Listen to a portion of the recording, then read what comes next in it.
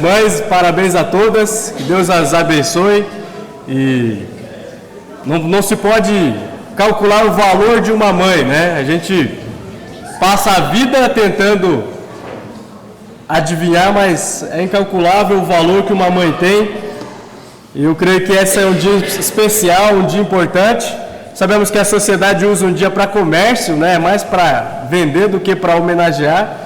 Mas nós temos o privilégio de honrar essas mulheres que têm sido fiéis ao Senhor, na dedicação total às suas famílias, aos seus esposos, seus filhos, né? Ainda algumas trabalhando e criando filhos. Que Deus as honre e as abençoe cada dia de suas vidas, tá bom? Nós vamos, antes de ir para o nosso texto, ter uma palavra de oração e em seguida corremos para a mensagem. Oremos. Pai amado, obrigado pela sua misericórdia estendida na vida de cada senhora desta igreja, cada mãe, ó Pai. Rogamos o seu favor a cada uma delas, ó Pai, em sua tarefa, em seus desafios, que o Senhor conforte, console, dê perseverança, ó Deus, para elas realizarem o trabalho, a tarefa que o Senhor tem dado a elas, de serem mães, e em alguns casos, ó Deus, serem realmente a liderança do lar, que o Senhor continue suprindo, dando a Deus toda a direção, para conseguir realizar um bom trabalho. Deus, que o Senhor dê sabedoria aos homens, aos maridos, aos filhos, para honrar essas mulheres, para amá-las, para cuidar delas, ó Pai, e demonstrar todo o carinho e dedicação, toda a gratidão pelo carinho e dedicação que elas têm tido por nós. Abençoa, Deus, cada uma dessas mulheres. Também eu peço pela mensagem, que o Senhor desafie nossos corações, desafie, ó Deus, e nos faça sair daqui edificados, para a honra e glória do seu santo nome. Também pedimos pelos nossos filhos, as crianças que desceram, que possam aprender mais a sua palavra e também saírem edificados de lá, ó Pai. É em nome de Jesus que agradecemos e pedimos. Amém. Bom, essa semana foi uma semana bem atípica para mim, já tem uns 6 dias, minha esposa torceu o pé. Então, quando eu estou dando essa palavra de homenagem, é porque eu aprendi bem essa semana o que é a tarefa de uma mulher, né?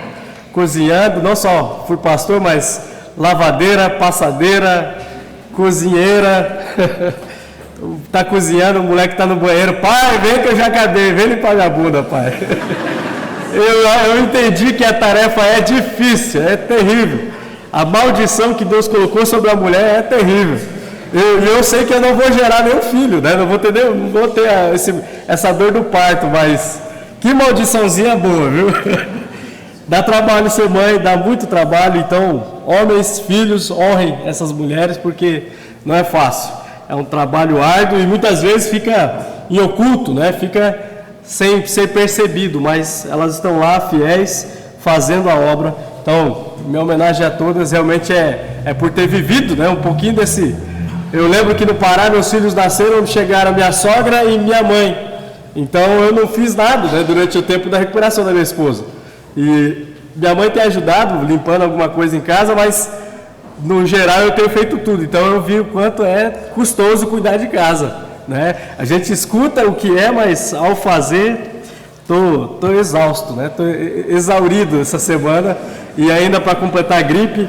Então Deus está castigando bastante essa semana, né? Eu espero que possa sair alguma coisa boa aqui para os irmãos serem edificados, né? Mas eu dou graças a Ele por poder ver o quão importante e fundamental é o fato de ter uma mãe, uma esposa na nossa vida, né? Então, quero convidar todos para chegar em 2 Samuel, capítulo 21. E 2 Samuel, capítulo 21, versos de 1 a 14.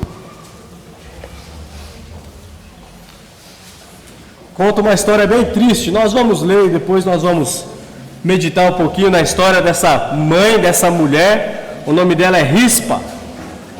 Rispa.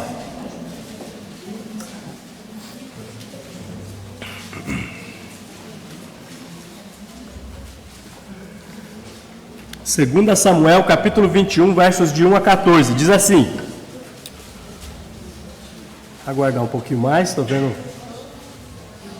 Isso, depois de 1 Samuel, né? 2 Samuel. Diz assim: houve em dias de Davi uma fome de 3 anos consecutivos. Davi consultou ao Senhor, e o Senhor lhe disse: a culpa de sangue sobre Saul e sobre a sua casa, porque ele matou os gibeonitas. Então chamou o rei os gibeonitas e lhes falou: os gibeonitas não eram dos filhos de Israel, mas do resto dos amorreus. E os filhos de Israel lhes tinham jurado poupá-los, porém Saul procurou destruí-los no seu zelo pelos filhos de Israel e de Judá. Perguntou Davi aos gibeonitas: que quereis que vos faça? E que resgate vos darei para que abençoeis a herança do Senhor? Então os gibeonitas lhe disseram: não é por prata nem ouro que temos questão com Saul e com sua casa, nem tampouco pretendemos matar pessoa alguma em Israel. Disse Davi: que é, pois, que quereis que vos faça?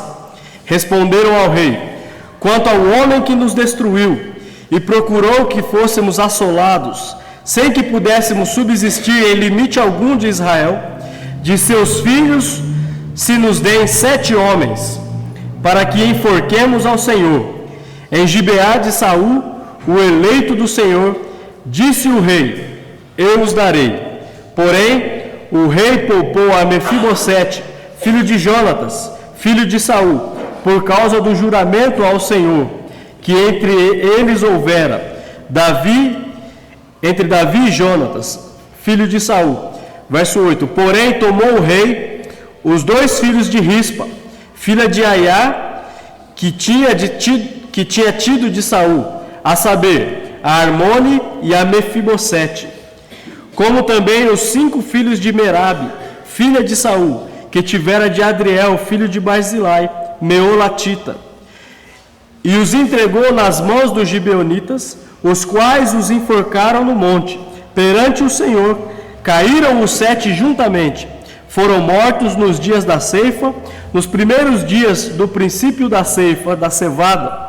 Então Rispa, filha de Aiá, tomou um pano de saco e o estendeu para si sobre uma penha, desde o princípio da ceifa até que sobre eles caiu a água do céu, e não deixou que as aves do céu se aproximassem deles de dia, e nem os animais do campo de noite. Foi dito a Davi o que fizera Rispa, filha de Aiá, e concubina de Saul. Então foi Davi e tomou os ossos de Saul e os ossos de Jonatas, seu filho, dos moradores de Jabe Gileade, os quais os furtaram da praça de Bet-Seã, onde os filisteus os tinham pendurado no dia em que feriram Saul em Gilboa. Dali transportou os ossos de Saul e os ossos de Jonatas, seu filho, e ajuntaram também os ossos dos enforcados, e enterraram os ossos de Saul e de Jonatas, seu filho, na terra de Benjamim, em Zelá, na sepultura de Quis, seu pai. Fizeram tudo o que o rei ordenara. Depois disto, Deus se tornou favorável para com a terra. Então nós temos aqui o relato de uma história bem triste, mas nós vemos aqui, pelo menos, temos várias lições nesse texto. Uma delas é que o pecado de um homem não atinge somente ele, não é? O pecado de Saul, o texto diz que Saul pecou, ele quebrou a aliança que Israel fez com esse povo, os gibeonitas. Lá em Josué, capítulo 9, nós vamos ver, quando começa a guerra, chega no momento de destruir essa tribo, eles se disfarçam, né? Eles se colocam o pano de saco e fazem que são o povo que vem de longe. E eles falam com Josué e fazem uma aliança, eles pedem para servir a Israel, mas terem o direito de viver garantido. E eles sabiam que Deus ia passar eles a espada, porém eles se fingiram, né? Eles fizeram uma cilada para Josué, e Josué, aparentemente sem consultar a Deus, aceitou fazer a aliança e estabeleceu com eles esse contrato de que enquanto eles vivessem, eles iam rachar lenha para Israel, mas teriam o direito de viver entre eles garantido. Eles serviriam Israel, mas ficariam ali sendo intocáveis.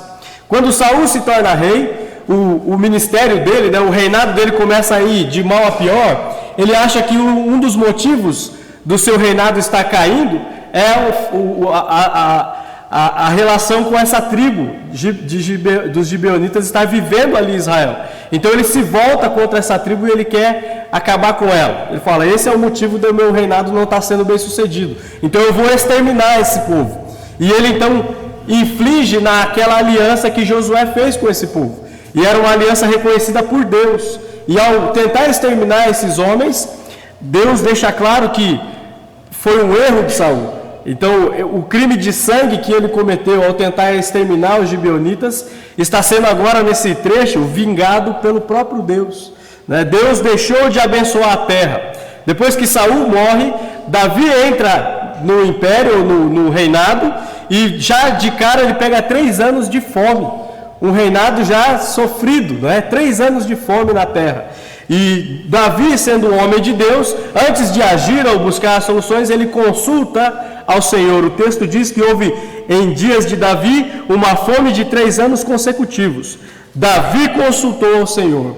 Então, ao consultar a Deus, a buscar diante de Deus qual é o motivo da fome, do problema que ele está enfrentando, Deus dá a resposta e diz: a culpa de sangue sobre Saul e sua casa, porque ele matou os gibeonitas. Então ele quebrou aquela aliança que foi feita, estabelecida lá atrás, e agora Deus está cobrando.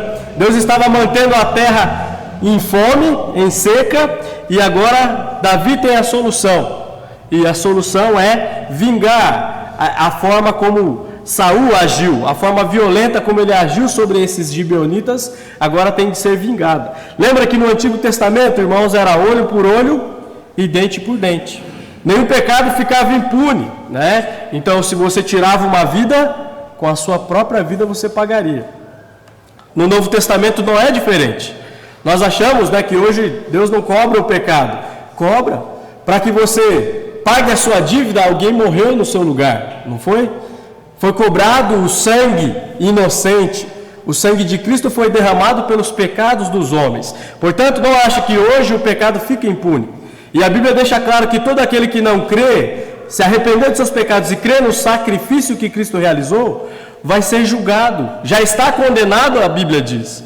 Portanto, Deus julga ainda assim o pecado. Nesse sentido, ainda há justiça de Deus contra todo e qualquer pecado. Nenhum pecado fica sem a sua justa retribuição. E no caso de Saul, ele já estava morto, mas por causa da atitude errada dele, a forma precipitada como ele agiu, a família vai pagar. Mesmo depois de morto, ainda a sua família está pagando o preço do seu andar desordenado, da sua falta de direção, falta de dependência de Deus. Então nós podemos ver que é importantíssimo, irmãos, em toda decisão que nós vamos tomar, seja ela urgente ou não, buscar ao Senhor, assim como Davi buscou, agir da forma como Davi agiu, é importantíssimo, vai nos preservar, não só de sofrer o dano, mas de causar o dano sobre os nossos familiares, sobre nossos irmãos. Portanto, devemos ter essa disposição de buscar ao Senhor sempre na solução dos nossos problemas. Mas o que eu quero chamar a atenção é que Deus dá a solução para Davi. Ele fala: olha, tem que ser paga, tem que ser vingado essa ação que Saul realizou contra os gibeonitas. Então ele corre até a família de Saul, os que ainda restavam, e ele encontra essas mulheres, a Rispa e a filha de Saul, Merabe, e elas têm filhos homens. Rispa tem 2 filhos e Merabe, a filha de Saul, 5 filhos. Então, Davi, é dito que o texto aqui nos diz que ele protege ou guarda o Mefibosete, que era filho de Jonatas, e você sabe bem a história.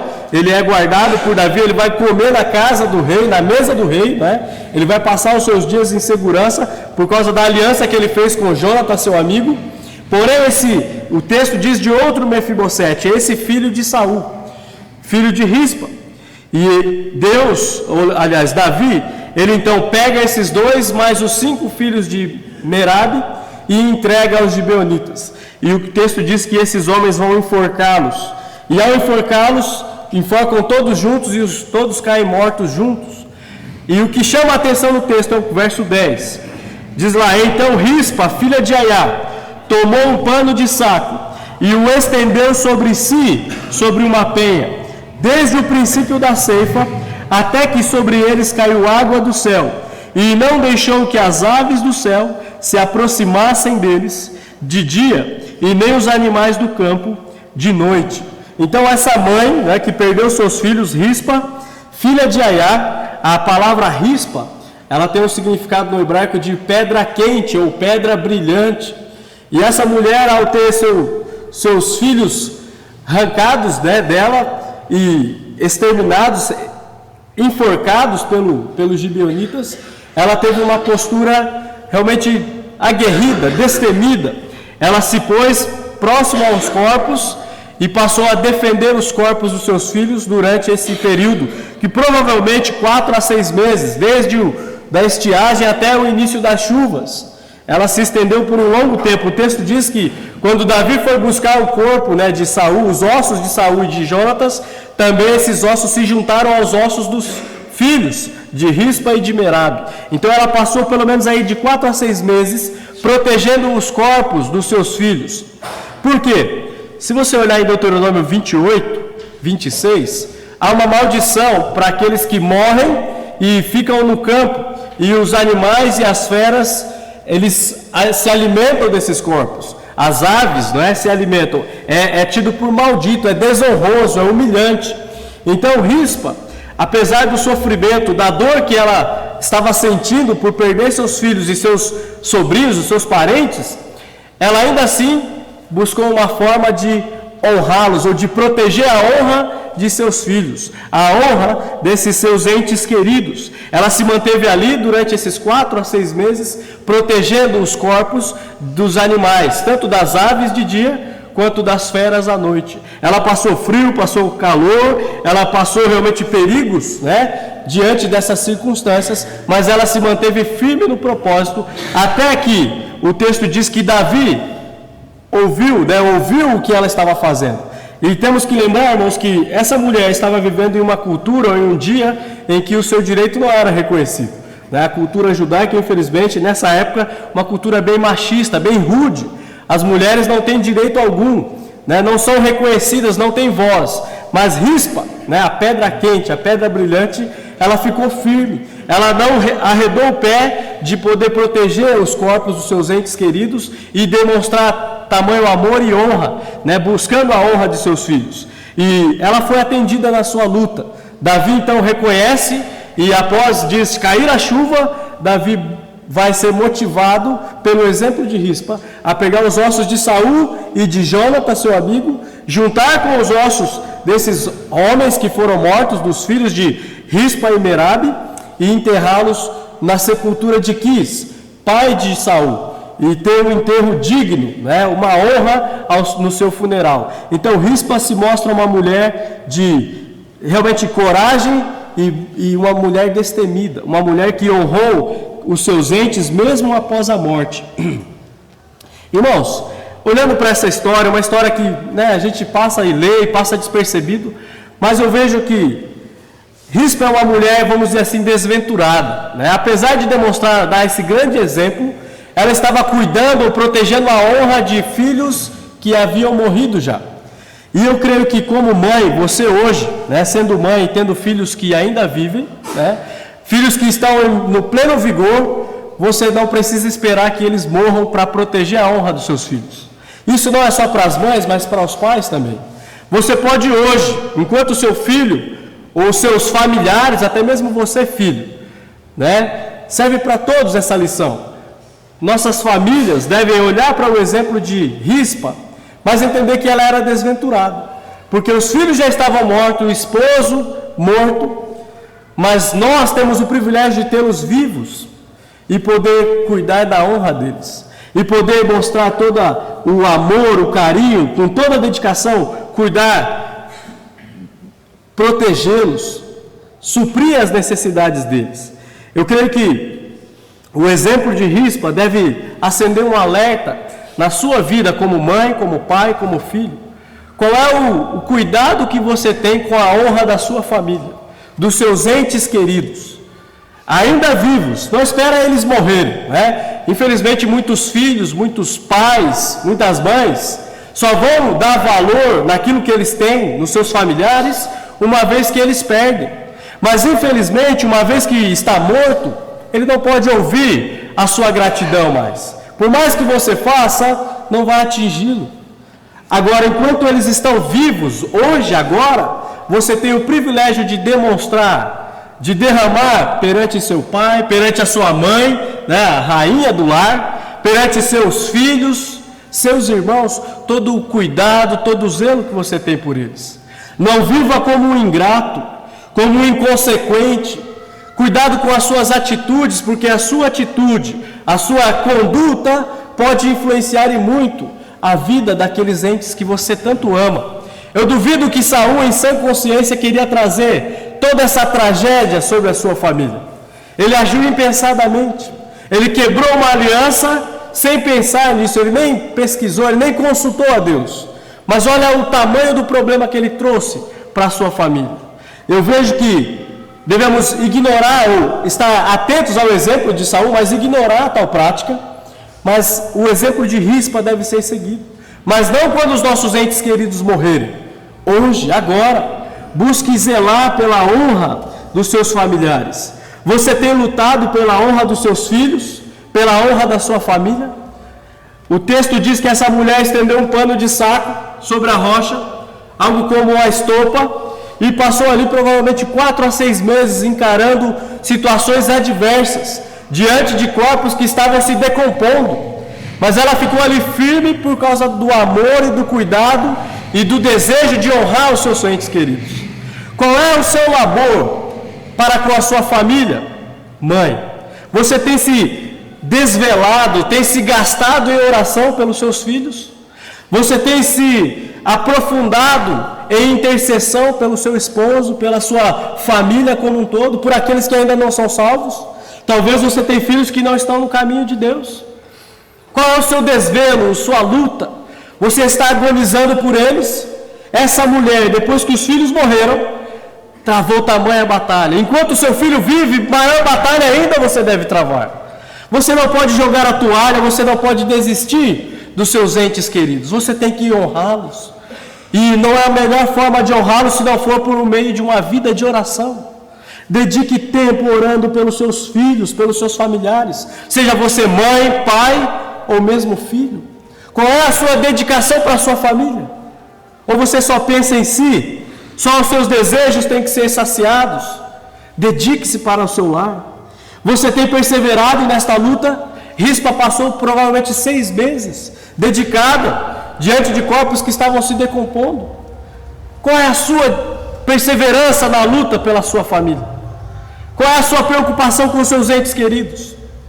Qual é o seu desvelo nessa batalha? Irmãos, cada dia mais nós vemos inimigos se levantando para destruir nossa família, para destruir nossos filhos, para destruir o nosso casamento. Cada dia mais a luta se torna ferrenha, aguerrida.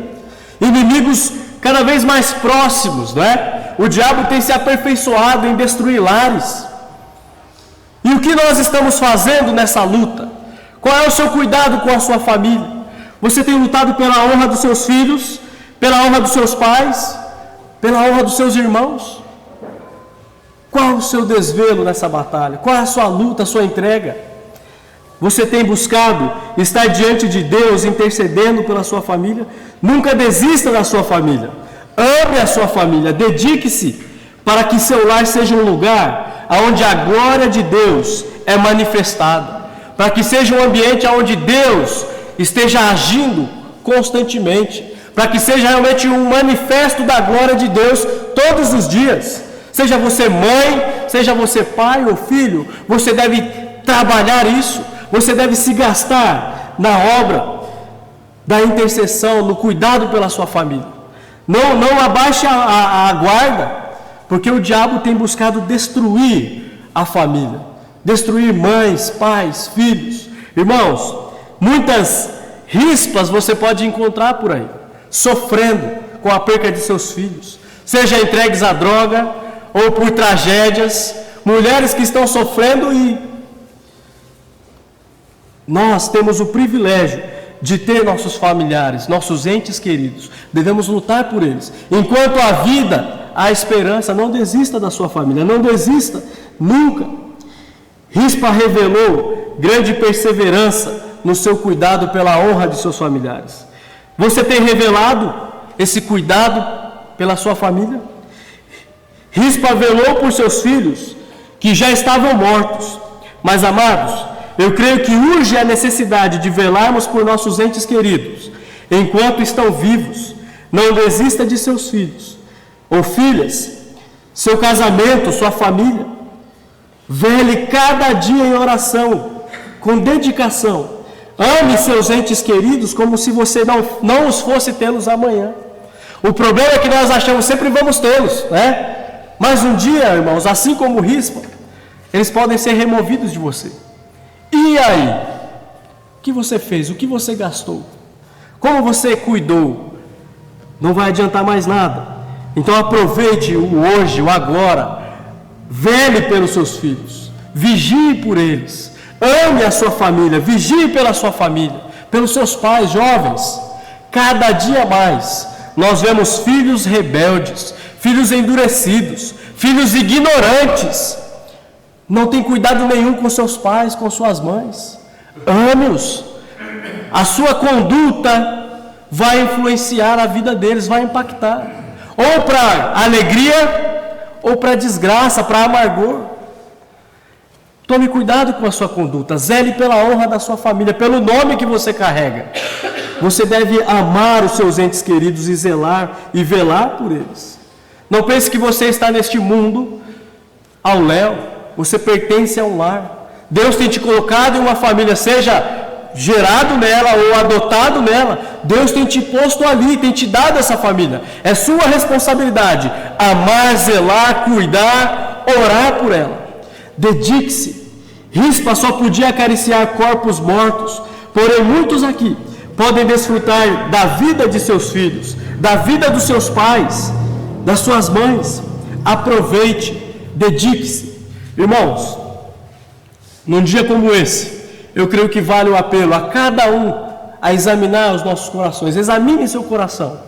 Qual é a luta que você tem travado para honrar a sua família? É bonito o cartaz aqui. Nós queremos que isso seja real todos os dias, irmãos.